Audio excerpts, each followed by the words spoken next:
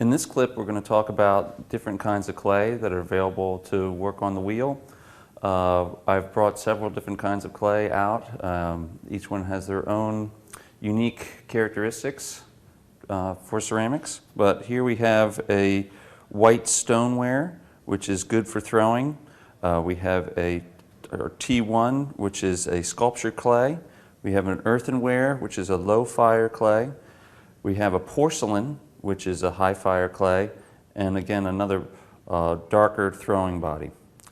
Coming back to the first body of clay here, this is formulated for the wheel. There's not a lot of grog or sand in the clay. It's very soft, very plastic.